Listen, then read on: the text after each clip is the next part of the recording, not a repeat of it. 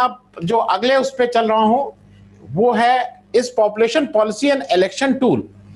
क्या पॉपुलेशन जो जनसंख्या कानून आ रहा है, आने की बात है, उत्तर प्रदेश में आ रहा है, हर स्टेट अपना अपना ला रही हैं, वो केवल इलेक्शन की वजह से है? क्योंकि उसके डिटेल्स हम मुझसे बहुत ज्यादा इसमें जानकार लोग बैठे हैं।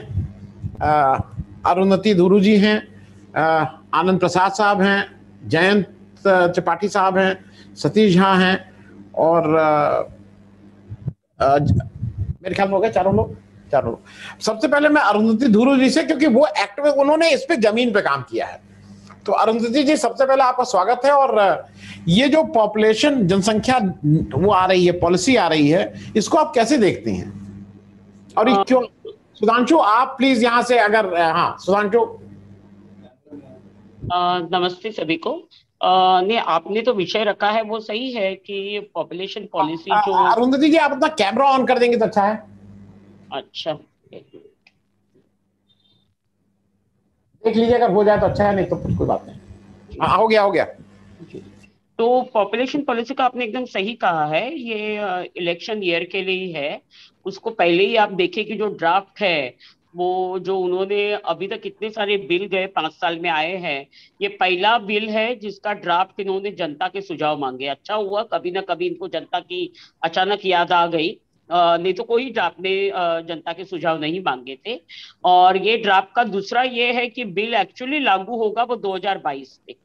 तो जब तक इलेक्शन, तो ये बिल्कुल आपका विषय के आपके इसमें टाइटल में है, ये बिल्कुल इलेक्शन इशू है।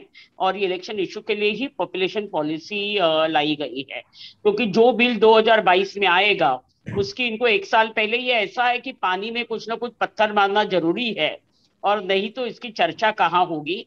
और ये चर्चा छेड़ने के लिए ही ये बेसिकली लाया गया है, और तथ्य कुछ अलग है। और तथ्य के ऊपर जाए तो आप कहे तो हम तथ्य के ऊपर अभी जाए या बाकी थोड़ा सा तथ्य बता दीजिएगा तो आसानी होगी। जी, तथ्य कुछ अलग है, क्योंकि आप देखेंगे ये पॉलिसी में लगातार ये कहा गया है कि उत्तर प्रदेश के विकास के लिए जनसंख्या एक अवरोधक बन चुका है, और उस कारण सबके पास विकास पहुंचे, इसलिए ये पॉपुलेशन पॉलिसी लाई जा रही है। सच्चाई ये है कि उत्तर प्रदेश में ही नहीं, पूरे भारत में ही जनसंख्या दर जो है वो लगातार घटता जा रहा है।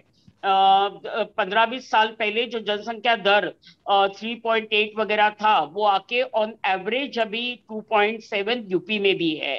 तो अपेक्षा जो अच्छा जनसंख्या दर माना जाता है वो 2.1 या 2.2 तक आना चाहिए।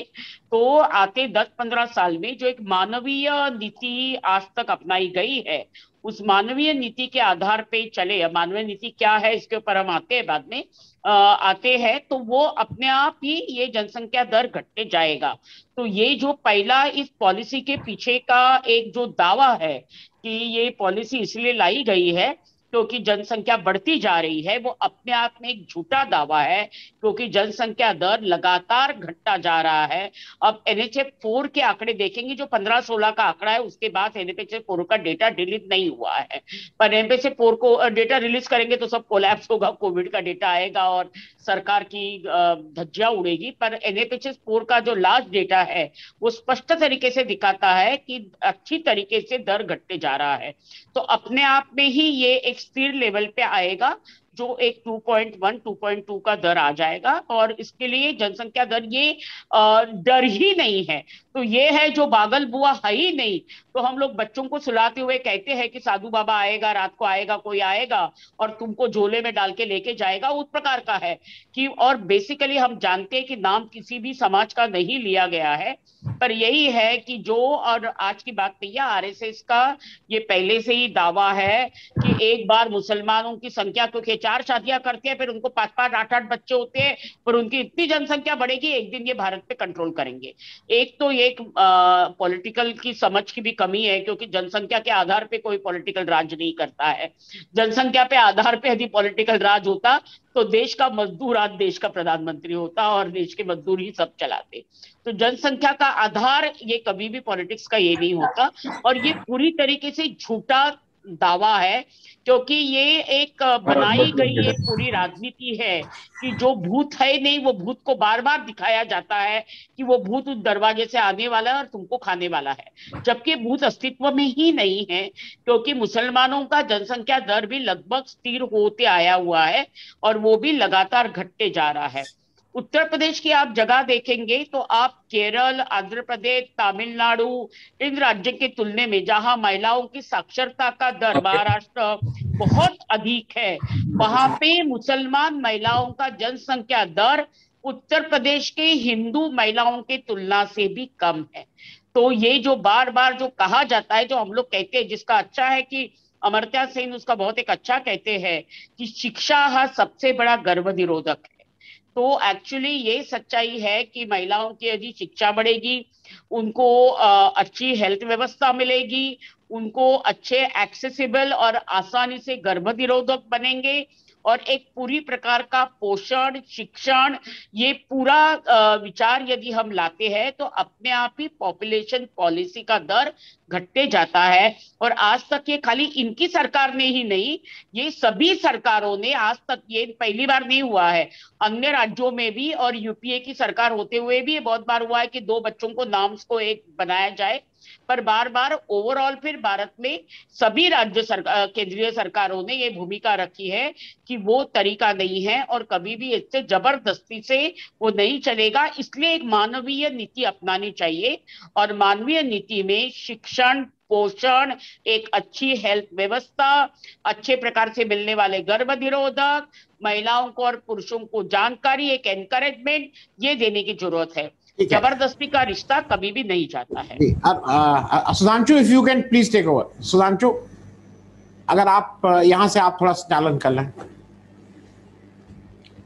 अनम्यूट करें, अनम्यूट करें। जी जी जी, तो थैंक यू अरुंधति जी। तो जयंत आपके पास आते हैं, अपने को अनम्यूट कर लें जी। तो जैसा इन्होंने बताया, योगी जी ने जो पॉलिसी अनवेल की, और वो वर्ल्ड पॉपुलेशन डे भी था, उसी के आसपास की उन्होंने बच्चे दो ही अच्छे ये नारा दिया।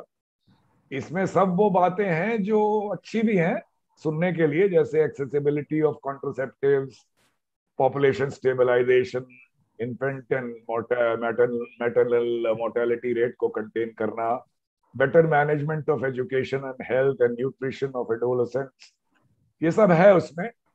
और जैसे हेल्थ क्लब बनाने की बात और ये, लेकिन इसमें जो इन्होंने ये लिख दिया कि which perhaps gave the game away was that demographic balance in all communities. Correct. अगर ये नहीं होता तो खैर एटलीस्ट पेपर पे इसको अपोज करने की उतनी जरूरत नहीं रह जाती। इससे ऐसे लगा जैसे सरकार बोल बहुत कुछ रही है, लेकिन असली मंशा यहाँ पे है। लेकिन ये भी, this also cannot be denied that Uttar Pradesh is a laggard as far as population control is concern. जैसा अभी अरुंधति जी ने बताया, 2.7 या 2.6 के आसपास है, और ये पॉलिसी कहती है कि 2026 तक इसको 2.1 तक लाना है और 2030 तक 1.9। तो ये तो खैर एक नंबर देने की बात हुई। थोड़ा सा और पीछे जाएंगे, आपको याद होगा ये मोदी जी ने भी 2019 में एक स्पीच दी थी, और उस समय उन्होंने ये बोला था कि ये पॉपुलेशन जो है, बढ़ती पॉपुलेशन बहुत बड़ा प्रॉब्लम है, और उसको भी उन्होंने कुछ ऐसा ट्विस्ट दिया था कि मतलब ये देश की भलाई वो कर रहे हैं जिनके कम बच्चे हैं, और जिनके नहीं है वो गैर जिम्मेदाराना काम कर रहे हैं। और अब ये एक बात थी वो चिकन एंड एग वाली कि चूंकि देयर इज पॉवर्टी इसलिए एजुकेशन की कमी है। उनकी बात से ऐसा लगा था कि चूंकि बच्चे ज्यादा हैं इसलिए एजुकेशन नहीं हो पाती। वो वही विशेष साइकिल जैसा हो जाता है। पॉपुलेशन कंट्रोल मेरे हिसाब से जरूरी तो है। आप क्या कहना चाहेंगे इसके बारे में, और ऐसे कैसे, किस तरह से इसको करना चाहिए? यहां तक भी सुना है कि कुछ और स्टेट्स भी कह रहे हैं कि हम यूपी की जैसी पॉपुलेशन पॉलिसी ड्राफ्ट बिल की तरह लाएंगे। करेक्ट। तो आपने जो आखिर में कहा वो बिल्कुल सही है। दूसरे स्टेट्स भी कह रहे हैं, और खासकर गुजरात ने कि डिप्टी चीफ मिनिस्टर का स्टेटमेंट आया है कि वो अब देख रहे हैं कि यूपी में ऐसा हो रहा है तो वो लोग भी करना चाहेंगे। लेकिन अगर आप स्टेटिस्टिक्स देखें तो गुजरात की बर्थ रेट तो बहुत ही लो है, इट्स लो नेशनल एवरेज। उनको जरूरत क्यों है? अब इसमें एक मैं देख रहा था, वायर में एक आर्टिकल था जो अभी अरुंधति जी ने कहा और शायद उससे पहले आनंद जी ने कहा कि politics, election time, all of that. तो एक इंटरव्यू में आसाम के मुख्यमंत्री ने पोल खोल दी। उन्होंने कहा कि उनके राज्य में मुसलमानों की संख्या की रेट ऑफ ग्रोथ 29% है, हिंदुओं की 10% है। So we need to bring certain measures whereby the growth of population can be slowed down.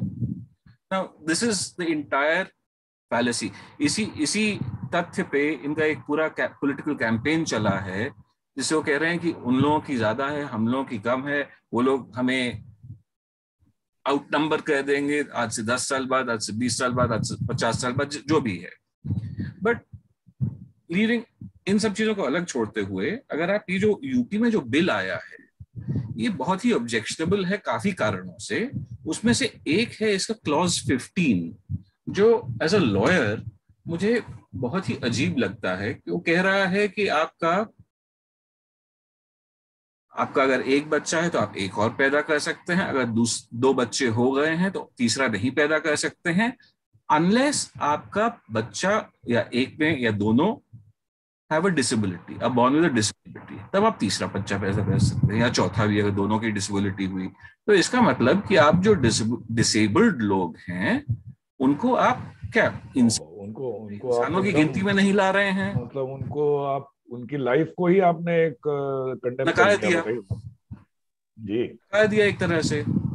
और दूसरा, ये जो भी जिन्होंने भी ये ड्राफ्ट किया था वो कहते हैं डेफिनेशन वाले सेक्शन में कि disability shall have the same meaning as the term person with disability defined in section 2T of the rights of persons with disability act. लेकिन एक्ट का सेक्शन 2T तो और ही कुछ कहता है। तो माने इस पे there is no application of mind. किसी ने सोच समझ के ये ड्राफ्ट भी नहीं प्रिपेयर किया और इसको सर्कुलेट कर दिया पब्लिक में कि आप कमेंट्स दीजिए। अब याद होगा इतिहास में, अगर हम लोग बहुत ज्यादा नहीं 45 साल पीछे जाएं, 46 साल पीछे जाएं, 1975 की बात है, तो जब एमरजेंसी लागू हुई थी तो उस समय भी ये पॉपुलेशन कंट्रोल मेजर्स करने की कोशिश की गई थी जी। और उसमें भी इसी तरह के क्लॉजेस डाले गए थे कि अगर आप नसबंदी करवा लेंगे तो आपको इंसेंटिव देंगे। और उसके बाद आपने देखा कि फोर्सेबल नसबंदी वगैरह हो रहा है। तो अब ये जब सरकार इन चीजों में दखलंदाजी शुरू कर देती है तो इट्स अ प्रॉब्लम एरिया जी। ये इसी से कई एग्जाम्पल मुझे अपनी सर्विस के याद आते हैं कि हम लोग को भी सर्विस में एक इंक्रीमेंट मिलता था अगर आप करा लें नसबंदी। तो बड़ी अजीब सी बात थी। सब लोग आजकल आप देखते ही हैं, 2 बच्चे ही करते हैं लोग आमतौर पे, कोई किसी के अलग अलग रीजन हो तो एटलीस्ट मिडिल क्लास में। तो अक्सर हमारे कुछ कोलीग वो जाते थे नसबंदी कराने, तो मुझे पता नहीं था ये, मैंने पूछा भी था तो पता लगा कि भाई वो एक इंक्रीमेंट, मैंने कहा यार एक इंक्रीमेंट कितना होता है भाई, वो जो भी होता था 100-200। तो उसने पूरी लाइफ का कैलकुलेशन दिखाया कि इस एक इंक्रीमेंट से मुझे लाइफ लॉन्ग इतना पैसा मिलेगा, जो कई हजारों में था उस वक्त। हालांकि उसका तीसरे बच्चे का, या अगर एक बच्चा था तो दूसरे बच्चे का कोई इरादा नहीं था।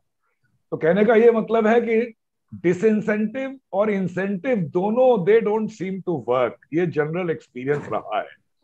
whereas things which work are definitely empowerment of women। तो आनंद प्रसाद साहब आपके पास आएंगे। एक सर्वे मैंने अभी रिसेंटली पढ़ा था, नेशनल फैमिली हेल्थ सर्वे का, कि investing in education of girls leads to a reduction in fertility rates significantly. And the data they gave was women who had no schooling had the highest total fertility rate of over 3, while women with 12 or more years of education, उनकी fertility rate 1.6, 1.7 के आसपास थी। और this was cutting across the communities. It had nothing to do with a particular community.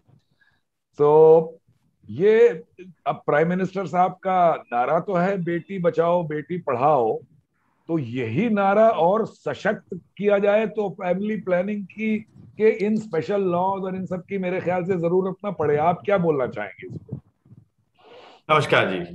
So I completely agree with जो आप कह रहे हैं कि if you empower the women तो automatically एक there's a push towards greater family planning। लेकिन इस कानून में एक फंडामेंटल इशू ये है, एंड आई थिंक एक जनरेशनल पर्सपेक्टिव से भी इसको देखना चाहिए। एक हम लोग सब जो हम इस पैनल पे डिस्कस कर रहे हैं, हम एक ब्रॉडली एक उम्र के हैं, एंड हमारे बचपन से हमें यह बताया गया है कि एक देश में one of the biggest problems is population and population growth. सवाल ये उठता है कि does that continue to hold true today और not, is one particular question. Because जब आप इस तरीके के कानून लाते हो तो एक आप ये कहते हो कि individual rights versus collective rights, और कलेक्टिव को ये इंप्रेशन है, वेदर इट इज करेक्ट और नॉट, आई वुड डिस्प्यूट कि वो आज के दिन वैलिड भी है कि नहीं, कि whether population is the biggest problem that we have, और is it resource allocation, how efficiently we use our resources. अगर आप जनरल सेंस टेस्ट करेंगे आज के दिन, अगर लोगों को पूछेंगे कि प्रॉब्लम क्या है देश में, तो कोई आप बहुत कम लोग ऐसे मिलेंगे जो कहेंगे कि पॉपुलेशन सबसे बड़ा प्रॉब्लम है। हमारे यहाँ अनेकों दूसरे प्रॉब्लम है।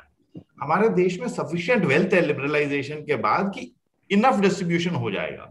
जब वो इकोनॉमिक डिस्ट्रीब्यूशन हो जाएगा, ऑटोमेटिकली एजुकेशन लेवल्स बढ़ जाते हैं, automatically professional opportunities, occupational opportunities, employment opportunities बढ़ जाती हैं, लोगों का पर्सपेक्टिव बदल जाता है। So there is another way of dealing with what is the desired level of population. सवाल ये है कि शुड बिग ब्रदर स्टेट भी टेलिंग अस कि हमारा पॉपुलेशन कितना होना चाहिए, या ये इंडिविजुअल पे डिपेंडेंट है कि भाई मुझे कितने बच्चे होने चाहिए या नहीं होने चाहिए। अब सवाल मैं क्योंकि वकील हूं, so I'll also look at it from a constitutional perspective। Constitutional perspective ये है कि सिर्फ ये एक, first of all the topic for our discussion is it a political act. मेरे हिसाब से everything that state does, since we are a democracy, everything is rightfully to be used politically. Why should it not be political? Why should it not have a political element to it?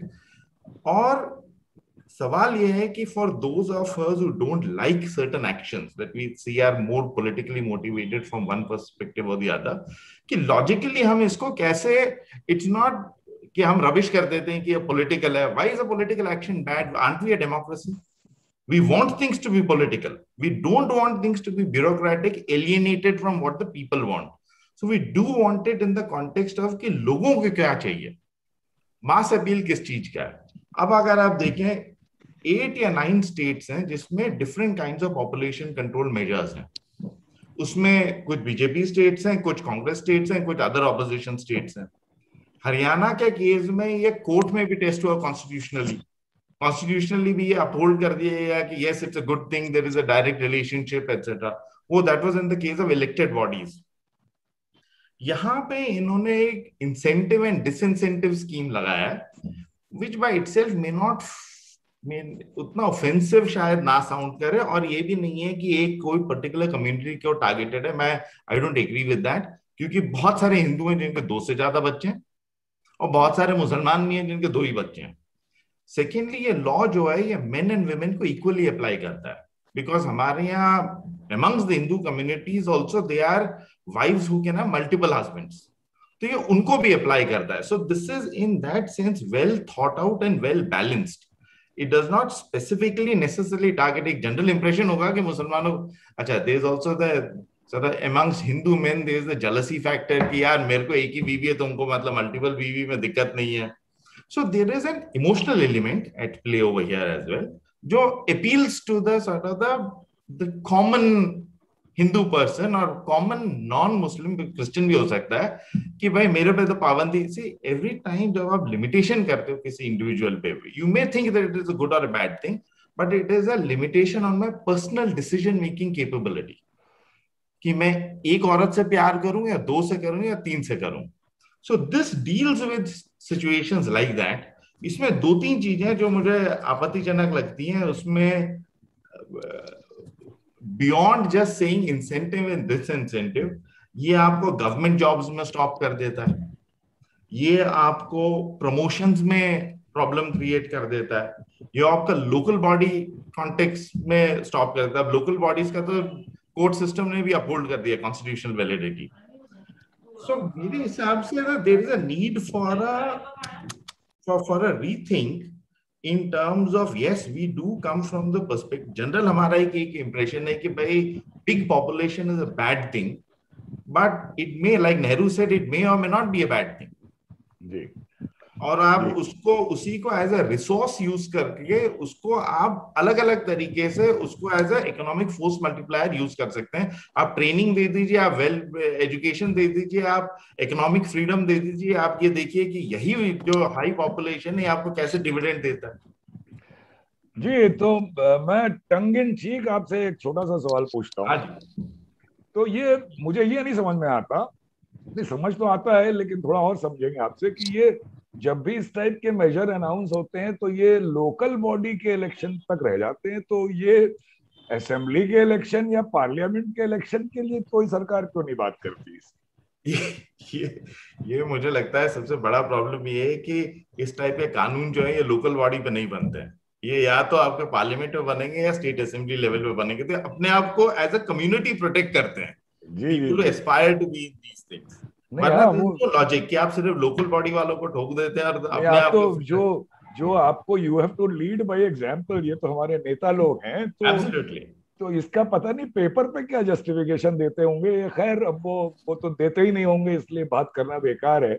ये अरुंधति जी आपके पास आएंगे, अगर आपका video आप on करें।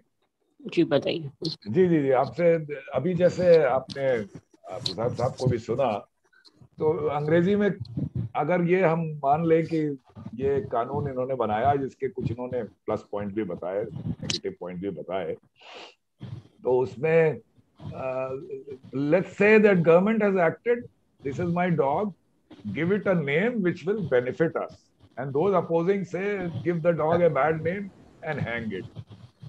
मेरा कहने का मतलब ये है कि अगर ये इसमें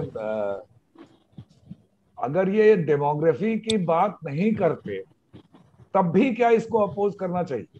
क्योंकि डेमोग्राफी बात करने से ये it kind of gives the game away in a way, लेकिन इसमें जो और मेजर्स हैं जिनकी प्रसाद साहब ने अभी आपको बताया, तो अगर गवर्नमेंट का इंटेंशन सही होता, जो कि शायद नहीं है, तो क्या ये पॉलिसी, अगर गवर्नमेंट इसको सही मायने में इंप्लीमेंट करने चलती, तो क्या पॉलिसी का फिर भी अपोज करना पड़ेगा? नहीं, एक्चुअली अपोज इसलिए करना पड़ता है क्योंकि कोई भी गवर्नमेंट लाता है, इसलिए मैंने पहले भी कहा कि सिर्फ बीजेपी गवर्नमेंट ने ये नहीं किया है। लगातार मैंने आपको पहले उलट बोला, यूपीए के समय में भी रेणुका चौधरी जब डब्ल्यूसीडी मिनिस्टर थी, पूरा एमडी मिड डे मील आईसीडीए से 2 चाइल्ड नॉर्म लगाने की बात तब भी हुई थी, तो ये बात पहली बार नहीं आई है। पॉलिसी कभी भी कंट्रोल, पॉपुलेशन पॉलिसी में आप देखिए, औरत के शरीर पे सबसे पहला हक किसका होना चाहिए? किसी के भी शरीर के, आपके शरीर पे आपका पहले हक होना चाहिए कि सरकार का होना चाहिए? मुझे सिंपल बताइए। नहीं, बात आपका होना चाहिए ना। जी जी, हाँ, तो पहले हक आपका होता है, और इसलिए आप जब वो हक, कोई भी आप कॉन्स्टिट्यूशन की बात जब निकलती है, तो ये देश का कॉन्स्टिट्यूशन मुझे और मेरी लिबर्टी, कभी भी दूसरों की लिबर्टी को खतरा नहीं बननी चाहिए, मैं बिल्कुल समझती हूँ, पर हक किसका होता है? तो एक जो ट्रायंगल जो फैमिली प्लानिंग में भी इस्तेमाल करते हैं, हम हमेशा कहते हैं कि उसके टॉप पे औरत होनी चाहिए, और आप उसको समझ देंगे, उसको शिक्षण देंगे, उसको पोषण देंगे, तो वो सही निर्णय लेगी। दूसरा है कि आज तक जहां भी दुनिया का इतिहास है, और चाइना उसका सबसे बड़ा उदाहरण है, कि जहां पे जबरदस्ती से पॉपुलेशन कंट्रोल करने की नीतियां अपनाई, उसके नेता परिणाम क्या हुए हैं? आज तो चाइना पूरा उल्टे रास्ते पड़ पड़ा है, पर अपने यहाँ क्या हुआ है, जहां पे 2 चाइल्ड नॉर्म या जबरदस्ती सरकार ने नहीं किया है मान लीजिए, पर उस प्रकार के एनकरेजमेंट, इंसेंटिव की बात आई है, तब क्या होगा? एक तो भ्रूण हत्याओं, मुझे पूरा सेक्स सिलेक्शन, एबॉर्शन की संख्या बढ़ेगी। और सेक्स सिलेक्टिव, क्योंकि जहां पे पुरुषत्व, आप देखिए कोई भी पॉलिसी सामाजिक ढांचे बोचे के, कल्चरल सोशो कल्चरल एथॉस के बिना नहीं निकाल सकते हैं।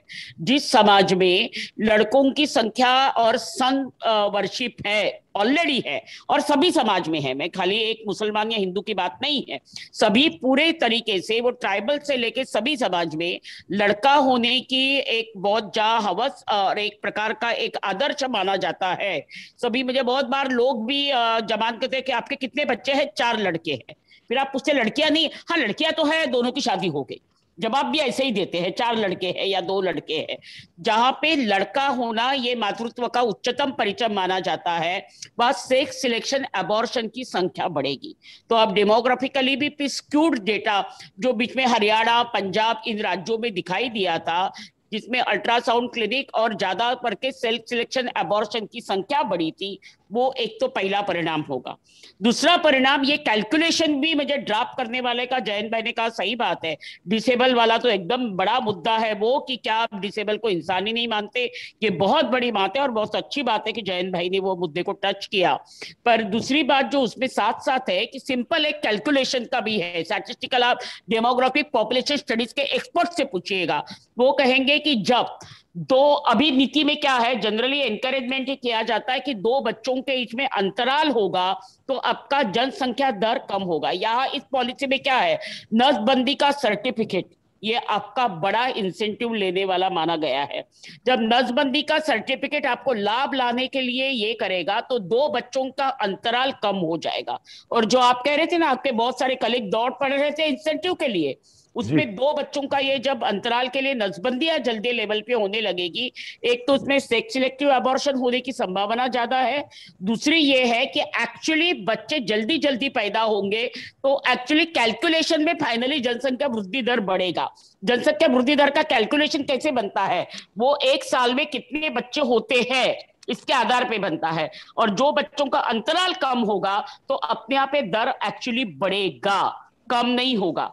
और वो एक्चुअली लॉन्ग टर्म में 2 कम होंगे, पर आप लॉन्ग टर्म में देखिए, हमारा 39% यंग पॉपुलेशन है, तो यंग पॉपुलेशन सिर्फ 2 ही बच्चे पैदा भी करेगा तो क्या उनको वो अधिकार है कि नहीं है, और वो 2 ही बच्चे पैदा करेगा तो भी आपको थोड़े समय के लिए लगेगा वो एक्चुअली बढ़ रहा है, पर एक्चुअली वो बढ़ता नहीं है। आपका population, young population, overall population इसमें कितना है, आपका ओल्ड पॉपुलेशन कितना है, ये सब गणितों में ये बैठा जाना पड़ेगा, तो उसमें वो नीचे बैठता नहीं है। सेकेंड थिंग ये बात है कि उसमें जब तीसरा बच्चा समझो किसी को पैदा होगा तो वो और ही सभी लाभों से वो कपल भी वंचित होगा, वो लड़के और लड़की भी वंचित हो जाएगी।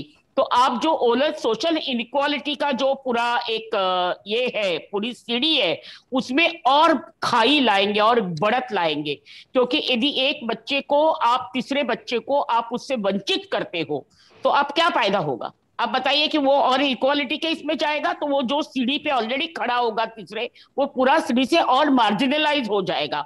समाज में यदि हम विकास की बात करते हैं तो कोई भी समाज असमानता के आधार पे विकास नहीं होता है, उसमें ये खाई कम होने की बात होती है। ये सिंपल इकोनॉमिक्स, एक्सेप्टेड इकोनॉमिक्स है कि हम एक बच्चे का विकास करने से देश का विकास नहीं होता है, जीडीपी का ग्रोथ कैसे कैलकुलेशन होता है। सो ऑल ये सभी में, सभी फैक्टर्स पे, इसलिए जबरदस्ती का निर्णय, कभी जबरदस्ती के निर्णय में ये 100% होगा। आप देखिए संजय गांधी के समय जो नसबंदियों का ये जो बड़ा, उसके परिणाम आज तक भारत भोग रहा है।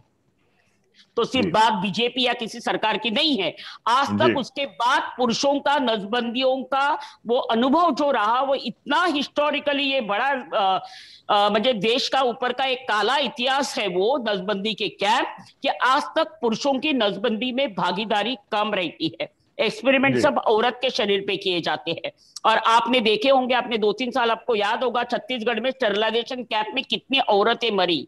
तो unsafe abortion, unsafe miscarriage, unsafe operation, इस सबका परिणाम देश के एक यंग पॉपुलेशन को भुगतना पड़ेगा।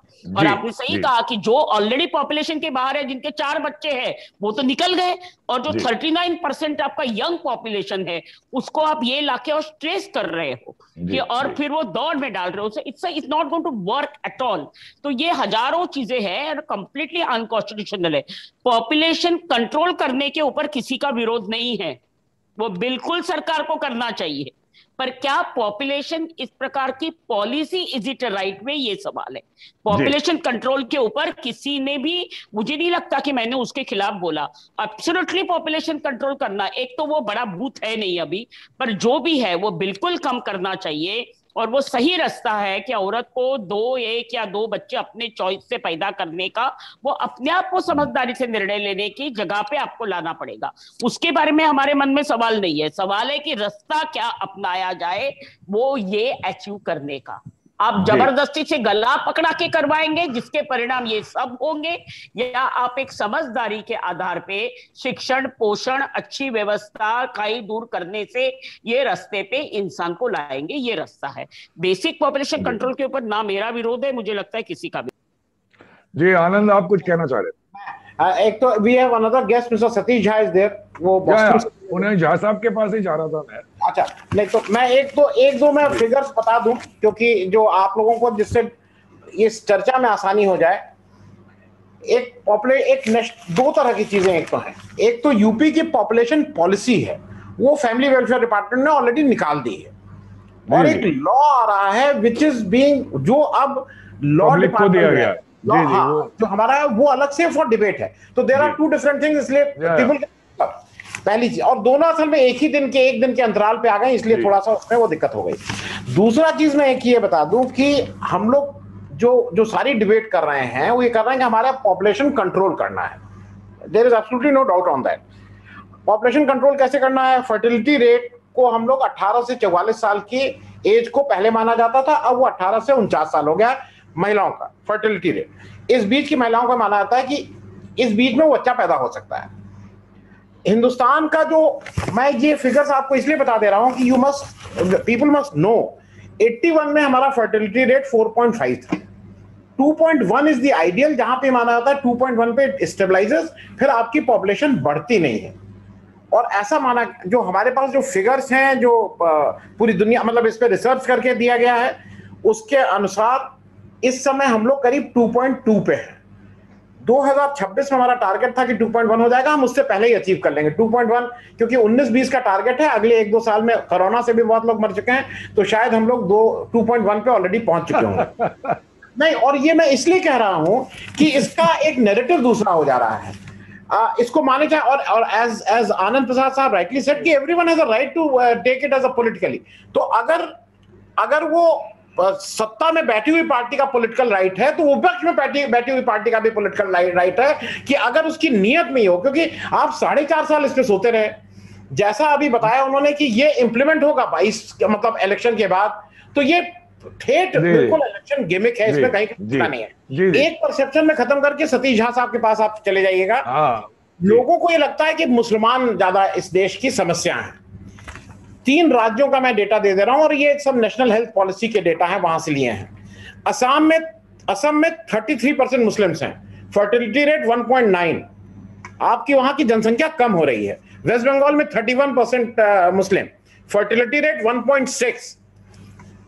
जम्मू कश्मीर, वहां की मुस्लिम मेजोरिटी है, वो शायद 50% से ज्यादा है, फर्टिलिटी रेट 1.4%। ये फिगर सिर्फ हमने इसलिए बताया कि हम 2 राज्य हैं, बिहार 3%, यूपी 2.7%। हम सब लोग इस मामले में सबसे आगे भागे जा रहे हैं, और उसका सीधा कारण शिक्षा है। वो आप जबरदस्ती करिएगा उसमें, जैसे आनंद प्रसाद जी ने कहा, आप उसके डिसइंसेंटिव रोक दीजिएगा, आप उसको राशन नहीं दीजिएगा, उस बच्चे की कौन सी गलती है भाई? माँ बाप ने 4 नहीं 6 40 बच्चे पैदा करें। अगर मैं बच्चा हूं तो मेरा राशन आप क्यों रोक दे रहे हैं? And it is unconstitutional. मेरा फूड टू राइट, वो मेरा हक है। मुझे आप राशन क्यों नहीं देंगे? तो मुझे कह दिया जा रहा है 3 बच्चा हो जाएगा तो पूरे घर का हम राशन कार्ड ही बंद कर देंगे। खैर, सतीश आपकी बात से भी आनंद आपकी बात को लेते हुए, और अरुंधति जी ने जो चाइना की बात की, ये दोनों लेके सतीश झा साहब के पास आते हैं। 2 मिनट में लूंगा आपको बताने को। आपसे 100% आनंद आपसे एग्री नहीं कर पा रहा हूं, इसलिए कि मिसफॉर्च्यून ये है कि इमरजेंसी में पकड़ के नसबंदी की गई, और population control became you gave the dog a bad name and hanged it, और उसकी बात ही खत्म हो गई। और इस बार भी ये योगी जी ये कानून क्या लेके आने वाले हैं, तो whether population control is needed और नॉट, वो बैकग्राउंड में चला गया, और इसका डिबेट ये शुरू हो गया कि ये मुसलमानों के अगेंस्ट है कि नहीं। और rightly so because it is so worded. तो मैं चाइना का एग्जाम्पल अभी जैसे बताया गया, उन्होंने it was not a 2 child policy, it was a 1 child policy. उसको उन्होंने मॉडिफाई किया है 2 चाइल्ड, और उसके भी बड़े परम्यूटेशन कॉम्बिनेशन है। It is not as if they have given up this policy. उन्होंने ये भी देखा कि उनकी डेमोग्राफिक जो है वो डिस्टर्ब हो रही है, पॉपुलेशन एज हो रही है, तो इसको थोड़ा रिलैक्स किया है। But they are well determined to control their population around 1.4 billion और whatever they are.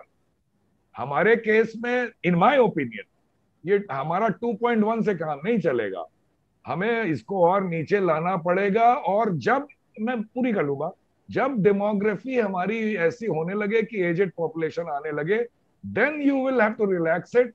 Otherwise आप 1.6 बिलियन पे पहुंचोगे and it is not, I don't think that is a good sign.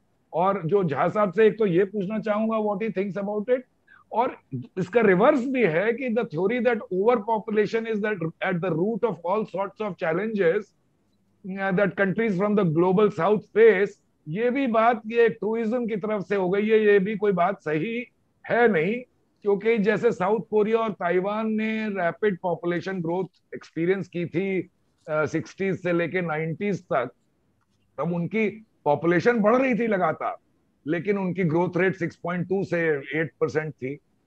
तो ये दोनों, ये सब डायकोटमी है। मेरे ख्याल से इनके बीच का कोई रास्ता है। झा साहब आप क्या कहना चाहेंगे? मैं 1 मिनट बस लूंगा सतीश भाई, जस्ट गिव मी 1 मिनट। मैं इसलिए कहता हूं क्योंकि ये फिगर्स हैं, ये मेरी फिगर्स नहीं है, ये गवर्नमेंट ऑफ इंडिया की जो एक्चुअल फिगर्स हैं। हम लोग 2026 में हमारा टारगेट था 2.1 का, और 2030 में 1.9 का था। We are much ahead of our target, हम जल्दी उसको अचीव कर रहे हैं। तो आपका ये खतरा कि वो 1.9 हो जाए, वो हो रहा है अचीव। दूसरा, इंडिया का estimated population as per national health survey 2046 में हम पीक करेंगे 1.6 बिलियन, और बाई 21,000 में हम 1.09 बिलियन रह जाएंगे। प्रॉब्लम इज केवल कंट्रोल करना नहीं है, आपकी बुढ़ी पॉपुलेशन ना हो जाए। आप इतने ज्यादा कम बच्चे कर दीजिए कि सिर्फ बुढ़े इसमें रहें, हम तुम तो मर जाएंगे, वो जो अगली जनरेशन होगी उनको। मैंने आपसे आपकी बात से इत्तेफाक करके बताया कि चाइना ने अब ये रिलैक्स किया है जब उनको लगा कि ये फिगर्स हैं, मतलब नहीं ये मैं कहना ही चाह रहा हूं कि खतरा ऐसा नहीं है जैसा बताया जा रहा है। पॉपुलेशन खतरा नहीं, मेरा कहने का मतलब ये था कि 1.6 के बजाय अगर 1.5 पे रह जाएं तो कोई बुराई नहीं, अच्छा ही होगा। खैर, अब झा साहब को सुनते हैं। झा साहब आप। जी। नमस्कार। मैं एक छोटी सी एक मिसाल दूंगा। एक विषय है कि हम किस तरह से अपने पैसे खर्च करें। अगर आप उसके पास जाएंगे जो नौकरी करते हैं, जिनकी तनख्वाह तय है, सीमित है, वो हमेशा कोशिश करते हैं कैसे उतने पैसे में रहें। एक उद्यमी के पास चाहिए, वो क्या करता है, पैसे हो ना हो, हमें ये करना है, उसके लिए क्या आवश्यकता है, उतने पैसे जोड़ता है, अगला कदम उठाता है, और वो एक नई संभावनाएं पैदा करता है। विषय वही है, हमें कुछ खरीदना है, उसको कैसे देखें। तो पॉपुलेशन का मुद्दा हो, का कोई मुद्दा हो, हमें हमेशा देखना पड़ेगा कि हम किस तरह से उसको देख रहे हैं। पॉपुलेशन का मुद्दा जाहिर है पॉलिटिकल है, और ये जो पार्टी हमारी है, जो शासन में आज की तारीख में है, वो सबसे ज़्यादा पॉलिटिकल पार्टी है। इसने आज से नहीं, इसके एजेंडा में जब 2014 में पार्टी आई तो हमने उनसे पूछा, उनके नेतृत्व से पूछा कि आपकी क्या प्राथमिकताएं हैं। उनकी प्राथमिकता बहुत साफ थी, अपीजमेंट के खिलाफ जाना है, 370, अयोध्या, और ये जो मुस्लिम जो पॉपुलेशन ग्रोथ है उसको कम करना है। पूरी व्हाट्सएप यूनिवर्सिटी में ये बात चल रही थी 2010-11 के आसपास। वो फैलाते चले गए कि मुसलमानों की आबादी बढ़ रही है, उनकी जनसंख्या की उनके बर्थ रेट बहुत ज़्यादा है, करीब दुगनी है। ये उन्होंने सारी बातें, अफवाहें फैलाने शुरू कर दी। जो आनंद जी कह रहे हैं, ये डेटा हमारे सामने रखना बहुत ज़रूरी है। लेकिन मैं सब कुछ सोचने के बाद ये कहूँगा कि पॉपुलेशन कंट्रोल एक इमरजेंसी मेजर हो सकता है, लेकिन पॉपुलेशन कंट्रोल एक नेशनल पॉलिसी नहीं बन सकती कभी भी, किसी भी सभ्य समाज में। जहां हम मानते हैं जो देश डेमोग्राफिक डिविडेंड की बात करता है, वो अगर पॉपुलेशन कंट्रोल की बात करे तो कहीं कुछ गड़बड़ है। एक विरोधाभास में देखते हैं। अगर डेमोग्राफिक डिविडेंड हो सकता है तो पॉपुलेशन कंट्रोल की जरूरत ही नहीं है। दूसरी बात, हर व्यक्ति जो किसी समाज में रहता है, अगर वो योग्य है तो हमेशा जितना खाता है उससे ज्यादा कमाता है। उससे ज्यादा कमाने का मतलब क्या होता है कि हम क्या वैल्यू क्रिएट करते हैं। ज्यादा पॉपुलेशन का मतलब होता है कि हम ज्यादा हमारी आमदनी बढ़ेगी। तीसरी बात, अगर आप देखें आज के भारत में सबसे समृद्ध जो राज्य हमारा है वो गोवा है। वहाँ तकरीबन 5 लाख रुपए प्रति व्यक्ति आय, उसके आसपास कुछ है। दूसरा शायद दिल्ली होगा उसके आसपास, फिर तमिलनाडु, महाराष्ट्र। गोवा में बर्थ रेट 1.2% है और बिहार में 3%। बिहार में अररिया में उसकी वहाँ क्या है, प्रति व्यक्ति आय 13,000 रुपए है। वार्षिक प्रति व्यक्ति आय अररिया जिले में 13,000 है, पूर्णिया में 16,000 है। 24 जिले ऐसे हैं बिहार में जहां वार्षिक प्रति व्यक्ति आय 50,000 रुपए से कम है। गोवा में 5 लाख रुपए से ज्यादा है। तो वहां पे आप देख रहे हैं 1.2% है बर्थ रेट आपकी, और बिहार में 3 के आसपास है। तो यानी कि ये जो पॉपुलेशन कंट्रोल का सवाल तब उठता है, वही उठता है जहां आप पूरी तरह फेल हो चुके होते हैं किसी पॉलिसी में। उत्तर प्रदेश और बिहार अपने आप में असफलता की पराकाष्ठा पर है। हम कैसे फेल होते रहे उस पर उन्होंने बहुत अच्छा काम किया, उनको डॉक्टरेट दे सकते हैं उस पर फेल होने पर। वो फेल हुए हैं, सरकार दर सरकार हर 5 साल बाद फेल होते चले गए हैं। बिहार एक जमाने में जो 14 बड़े राज्य थे उनमें वो सबसे अच्छा प्रशासित राज्य माना जाता था। उसका जो एक प्रति व्यक्ति आय थी कहीं बीच में भटकती थी, फिर धीरे खिसकना शुरू, अंत में आता था उड़ीसा। अब उड़ीसा ने अपनी स्थिति अच्छी कर ली है और बिहार नीचे पहुंच गया है, उसके साथ वहां की जो जन्म दर है बढ़ चुकी है। मतलब ये मुद्दे जो है इनको हम कैसे देखते हैं इस पर डिपेंड करेगा कि हम क्या करेंगे। तो पहली बात, ये पॉलिटिकल सवाल है। पॉपुलेशन लोगों से होती है, जहां लोग होते हैं वो राजनीति होती है। उसके साथ ये जो योगी की सरकार है वो एक मुद्दा लेके आई है कि हम एक समुदाय विशिष्ट की जनसंख्या कैसे कम करेंगे। वो चाहे उनकी गलत गणना हो, लेकिन जो भी वो कर रहे हैं उसके पीछे उसका आधार वही है। उस आधार को हमें देखना पड़ेगा कि उसके साथ जितनी भी बातें कही गई हैं अच्छी लगेंगी सुनने में कुछ तो, लेकिन पॉपुलेशन कंट्रोल ये किसी भी लोकतंत्र में, जनतंत्र में नहीं होना चाहिए। अब आप देखिए दूसरी तरफ देखिए जापान में क्या हो रहा है, वहाँ नेगेटिव ग्रोथ रेट हो रही है। अमेरिका में जो पॉपुलेशन बढ़ रही है वो इमिग्रेशन बढ़ रही है। यूरोप में हर देश में वहाँ पे नेगेटिव ग्रोथ रेट बढ़ रही है। तो जहाँ भी समृद्धि होगी, जहाँ भी महिलाएं समझदार होंगी, जहाँ महिलाओं को स्वतंत्रता मिलेगी इस बात की वो फैसला करें, वहां पे कभी भी पॉपुलेशन ग्रोथ ऐसी नहीं होगी। इस पे हमें पॉपुलेशन कंट्रोल की बात करनी पड़ेगी। अमेरिका में ये सवाल कहाँ होता है, जो गरीब तबके हैं, खास के अफ्रीकन अमेरिकन इलाकों में जहाँ आमदनी $25,000 से कम है, वहाँ इस तरह चीजें होती हैं। जहाँ टीनेज प्रेगनेंसी बढ़ चुकी है, जहाँ लोग फैसला नहीं कर पाते, वहाँ आबादी के सवाल उठते हैं। लेकिन अब मोटे तौर पर देखें, जहाँ ज्यादा आबादी है वहाँ आमदनी भी ज्यादा है, जहाँ कम आबादी है वहाँ आमदनी की स्रोत भी कम है। न्यूयॉर्क राज्य में ज्यादा, वहाँ की पर कैपिटा इनकम ज्यादा है, कैलिफोर्निया भी काफी ज्यादा है। इन राज्यों में आबादी काफी ज्यादा है। आबादी का रिश्ता अगर योग्यता के साथ चलाएंगे आप, वो डेमोग्राफिक डिविडेंड का बस हिस्सा बन जाता है। आबादी को आप जोड़िए, वो तमाम विकास के रास्ते से जो अलग रास्ते जाते हैं उस पर रख दीजिए, तो वो अपने आप एक समस्या बन जाती है। लेकिन पहली बात तो ये है, ये बहस कि लोग अपने आप में एक बोझ हैं देश पर, ये बहुत ही गलत सवाल है। एक लोकतंत्र में हर सक्षम व्यक्ति वो कंट्रीब्यूट करता है आपके राष्ट्र को बनाने में। दूसरी बात ये देखिए, अगर पहला बच्चा बोले कि भाई तुमने 3 बच्चे क्यों पैदा किए, क्योंकि हमारा तुमने बांट दिया, बात समझ में आती है। लेकिन अगर हमारा प्रधानमंत्री चौथा बच्चा था, तो अगर 2 बच्चे की पॉलिसी करते वो बनता ही नहीं प्रधानमंत्री। तो अगर हम उस तरह से देखें, हम पे कितने लोग हैं, ये सवाल कौन खड़ा करता है? जो पहला बच्चा करता है कि तीसरा बच्चा करता है, दूसरा बच्चा करता है, कौन करता है? तो ये सवाल अपने आप में गलत है। इस सवाल को शुरू में ही खत्म कर देना चाहिए कि पॉपुलेशन कंट्रोल की बात नहीं करनी चाहिए। हमें करनी चाहिए कि कैसे हम हर नागरिक को इतना विकसित करें कि पॉपुलेशन कंट्रोल का मुद्दा अपने आप में उठ ही नहीं सकता। तो सवाल है, हमारा संविधान कहता है कि हम सबको शिक्षा देंगे। हमने शिक्षा नहीं दी, 75 साल हो गए। नरेंद्र मोदी से जो मुझे याद आ रहा है, जो 2011 में बैठा था उसके साथ अकेला, छोटी सी बहस, उनका बसे थे, भाई आप पत्रकार थे, 1835 में बंगाल में पूर्ण साक्षरता थी। तो मैंने कहा नरेंद्र भाई, जब आप 1835 से बंगाल गए थे तो मैं तमिलनाडु गया था, साक्षरता वहां पूर्ण थी। फिर वहाँ गुजरात के वहाँ भी पूर्ण थी, लेकिन साक्षरता से शिक्षा का रास्ता थोड़ा लंबा है और शिक्षा समझ का और भी लंबा है। तो परेशानी है समझ की, परेशानी शिक्षा और साक्षरता की नहीं है। तो हम लोग, हमारी जो नीतियां बनती हैं वो साक्षरता के स्तर बनती है। मैं हमेशा कहता रहा हूं, जब गरीबी की बात आती है तो हमारी सारी नीतियां बड़ी गरीब जैसी लगती हैं। तो हम लोग बच्चों को सुलाते हुए कहते हैं कि साधु बाबा आएगा रात, हम कहते हैं इसको पॉवर्टी ऑफ इकोनॉमिक्स। जो about talking about poverty, we behave like poverty of mind. That's the biggest challenge that we face. तो पहली बात तो यह है कि हमें हर व्यक्ति को अगर 75 साल में हमने उसको शिक्षा दी होती, अगर हर नारी को शिक्षा मिलती, हर बालिका को शिक्षा मिलती, तो हमारी पॉपुलेशन जो ग्रोथ रेट आज अपने आप 1.2% हो गई होती गोवा की तरह। हमने ऐसा नहीं किया। हमने कोई भी काम इस तरह नहीं किया जो हमने एक परिकल्पना हमारी 1940-50 में थी कि देश ऐसा होगा, लोग ऐसे होंगे। हम पहला काम था कि डीकॉलोनाइज कैसे करो, माइंड को तो बहुत बाद में समय लगेगा, लेकिन जो बेसिक्स तो डीकॉलोनाइज करो। पहला डीकॉलोनाइजेशन होना चाहिए था आईपीसी का, सीआरपीसी का।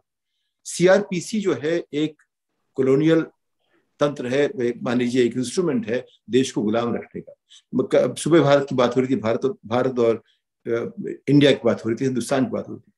आज की तारीख में इंडिया जो है वो 4% है, हिंदुस्तान वो भी 4-5% है, 90% भारत है। भारत जो हमारा बन गया है उसमें वो लोग हैं जो वोट देते हैं और जिनको कोई अधिकार अपने आप में कुछ चुनने का नहीं है।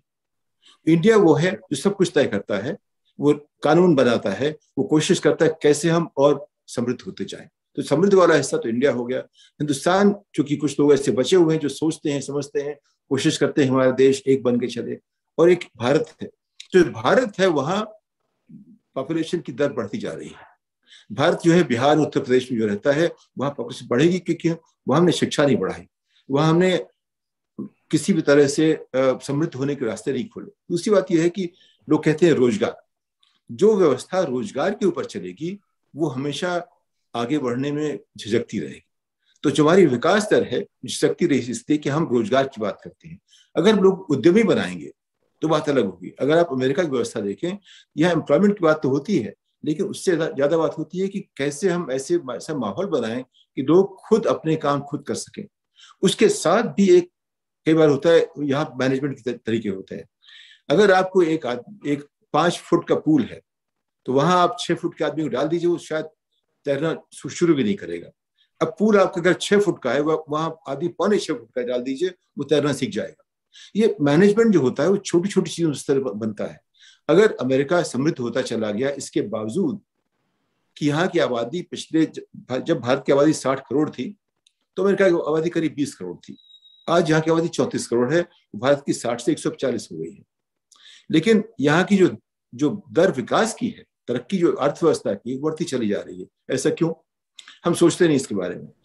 मुझे याद है मैंने 1983 में एक योजना पर्चा लिखा था ऑफ चिप्स एंड चपातीज, क्योंकि सरकार ने फैसला किया था कि हम कंप्यूटर लाएंगे। तब जो मेरी समझ थी बिल्कुल भारतीय थी। उस भारतीय समझ में चिप्स एंड चपाती का जो एक रिश्ता था, उसमें अगर चिप्स लाओगे तो चपाती नहीं मिलेगी, वो हमारी समझ थी। और 1993 में मैंने कहा कि वो मेरी समझ गलत थी। जहां चिप्स लगी वहां चपाती अच्छी बनी। लेकिन भारत को इस समझने में बहुत समय लग गया। अब हम उसको समझना शुरू किया, लेकिन तब पॉलिटिक्स बदल गई। 1991 के बाद एक नजरिया बनना शुरू हुआ कि देश की तरक्की कैसे हो। 2014 में वो उसमें जो टेलीस्कोप हमारा था वो बाहर दूर देखता था, उसको हमने उल्टा कर दिया। तो we began looking at the past instead of future. जो अगर हम पीछे की तरफ देखेंगे, पास्ट की तरफ देखेंगे तो आगे तो नहीं जा सकते। तो मेरा मानना है, पहली बात जो आप बहस कर रहे हैं, पॉपुलेशन अपने आप में एक बहुत बड़ा राजनीतिक मुद्दा है। उस राजनीतिक मुद्दे को हम कैसे इस्तेमाल करते हैं, ये जो पार्टी जो सत्ता में आएगी वो तय करेगी। और ये पार्टी बहुत साफ साफ लिख के ले आई थी कि पॉपुलेशन बहुत बड़ा मुद्दा है, उसमें हमें मुसलमानों की आबादी कम करनी है। उसके लिए जितने भी अच्छे शब्द हो सकते हैं, जिसकी भी उसका जो मखमली जो उसका उस पर लिफाफा चढ़ाएंगे वो कितना भी मखमली हो, लेकिन अंदर जो छुरी है वो यही है कि मुसलमानों की आबादी कम करनी है। जैसे 370, अपीजमेंट, और ये है। लेकिन मेरे 3 बातें बहुत साफ हैं कि population control is a non issue. ये वही लोग कह सकते हैं जिनका विकास में कोई भरोसा नहीं है, या जो पहले बच्चे हैं परिवार के, या जो अपनी संपत्ति मानते हैं बढ़ेगी नहीं, उसको बांटना नहीं चाहते। उस तरह का जो विकास विहीन जो समझ है, उससे ये समझ पैदा होती है कि पॉपुलेशन कंट्रोल करना चाहिए, पहली बात। दूसरी बात, डेमोग्राफिक डिविडेंड रियलिटी हो सकती है अगर हम पॉपुलेशन को ठीक समझें। आप पॉपुलेशन नहीं है, आप डॉक्टर मनी है, आप डॉक्टर आनंद है, आप आनंद वर्धन जी हैं, आप पॉपुलेशन नहीं है। आपको जो पॉपुलेशन बनाना चाहता है उसकी समझ बहुत संकीर्ण है, उससे हमें बचना पड़ेगा, उस पर हमें कुछ ना कुछ दबाव डालना पड़ेगा। दूसरी बात। तीसरी बात, अगर हम विकास करते रहेंगे तो ये सवाल अपने आप गौण हो जाएगा, उठेगा ही नहीं। तो जो असली सवाल ये है कि क्या हम अपने देश को 1950 की जो कॉन्स्टिट्यूशन की बात हुई थी उसके आधार पे, चाहे शिक्षा हो, चाहे स्वास्थ्य हो, नागरिक अधिकारों की बात हो, उन चीजों पे हम खड़े होते ही कि नहीं। इस साथ के मैं आपको हैंड ओवर करता हूँ। सुधांशु, आप प्लीज आप क्लोजिंग स्टेटमेंट ले लीजिए। मैं वही सोच रहा था कि अब 2-2 मिनट जयंत और आपके पास आते हैं। तो एक तो जयंत, ये एक इम्पोर्टेंट डेटा ये है कि women continue to bear the burden of family planning। अभी आपका फीमेल स्टेरिलाइजेशन जो है वो 70-75% टोटल फैमिली प्लानिंग का है। कॉन्डोम्स का बताते हैं लोग कोई 12-13%, और male sterilisation is less than 1%। तो इसमें प्रिवेलिंग मिथ्स हैं, सोशल नॉर्म्स हैं, और ये सारा बर्डन जो है औरतों पे ही है। इसके बारे में और भी जो आप क्लोजिंग स्टेटमेंट में कहना चाहें जैन। कुछ चीजें थी जो आपने कहा, मैं उस पर अभी आता हूँ, लेकिन जो टोटल फर्टिलिटी रेट की बात हो रही थी, और अरुंधति जी ने और किसी और ने भी कहा था कि जो डिक्लाइन हुई है 70s 80s से फ्रॉम 4%, तो 2005 में 2.9% थी, और आज की तारीख में वो कह रहे हैं कि 2.2% है। Optimum level is 2.1, perhaps below 2.1। लेकिन हिंदुस्तान में 37 स्टेट्स और यूनियन टेरिटरीज में से 25 की 2.1 से नीचे ही है। तो हम लोग की जो पॉपुलेशन पॉलिसी थी, जिस तरह से भी थी, 2000 से हम लोग की एक पॉपुलेशन पॉलिसी रही है, उससे पहले भी थी, it has had some effect. धीरे धीरे तो एकदम से कुछ इतने हार्श मेजर्स लाना, वो भी तब जब सरकार जो है is the biggest employer in the country, चाहे वो केंद्र सरकार हो या हर स्टेट में हो, सरकार is always the biggest employer. वो अपने आप को क्यों बांधना चाहती है कि अगर आप 2 से ज्यादा बच्चे पैदा करेंगे तो आपको या तो नौकरी नहीं मिलेगी, या प्रमोशन नहीं मिलेगा, या आपका राशन कार्ड बंद हो जाएगा। So and for what you were saying, I think that is वो why इन आदमियों में इतना कम क्यों है, वो I think उनकी मर्दानगी पे आता है, which is again something to do with education. So I think education at the end of the day. But I will finish with a joke which may not be in the best of tastes. किसी ने कहा था कि अगर आपकी 2 से ज्यादा wives हैं तो आपका पनिशमेंट क्या होता है। उसका एक पुराना जोक है, What is the punishment? 2 सांसें। I like my sass, but thank you. आनंद प्रसाद साहब, आपका closing comment, and then we will end this session. Again, from जो मेरा perspective है, this should be population, and trying to control population should be a non-issue. You could look at it as a force multiplier. If we were to allocate our resources properly, अगर हम जिस तरीके से सरकारों को चलना है उस तरीके से चलें, अगर हम फ्रीडम क्रिएट करें, इकोनॉमिक फ्रीडम इंडिविजुअल के लिए, आप देखोगे कि ये जो हमारा इंक्रीजिंग पॉपुलेशन है ये अपने आप एक ऑप्टिमल लेवल पे आएगा। I don't like the idea of state controlling how many children I should have. अच्छा, इस पर्टिकुलर लॉ में बड़े सारे प्रॉब्लम्स हैं, बट आई ऑल्सो सी, जो आपका टॉपिक था कि is it a political tool, it does seem increasingly like a political tool, क्योंकि अब इलेक्शन आ रही है यूपी में। Now in UP you now need to find reasons for finding why UP has not transformed in the last 5 years, because in most governments, if they function properly, 5 years is good enough to transform a state. अब ये क्यों transform नहीं हुआ, तो अब आप दुश्मन ढूंढ रहे हो। Now we are finding enemies की डेवलपमेंट क्यों नहीं हुआ. सो द इजीएस्ट एनिमी, क्योंकि हमारे यहाँ बड़े पहले से एक माइंडसेट है कि भाई population is a big problem, तो आपने उसको रिजरेक्ट कर दिया जो एक खत्म हो गया था, मतलब it had gone out of people's imagination. अब देयर आर स्टेट्स जब आप देखोगे जहां पे economic growth is happening well, Kerala, Karnataka, Tamil Nadu, अपने आप पॉपुलेशन कंट्रोल है. So the fact is that you have to have another approach. It is a non-issue. It is an issue from the 1970s जिसको आज आप उसको reignite कर रहे हो. And it has got a purpose because आप दूसरे issues पे in terms of development, in terms of growth, in terms of economic prosperity आप fail हो गए. जी. मैं एक जस्ट मतलब जिसको आप जाके टेक अवे यहाँ से ले लीजिए, एक उसका एक अलग वो भी है, आयाम भी है, जो आप लोग जब जाइए और उस पर सोचिएगा जरूर. 2026 में डिलिमिटेशन ऑफ पार्लियामेंट सीट्स होने वाला है इस देश में. मतलब पार्लियामेंट का फिर से वो होगा पॉपुलेशन के हिसाब से.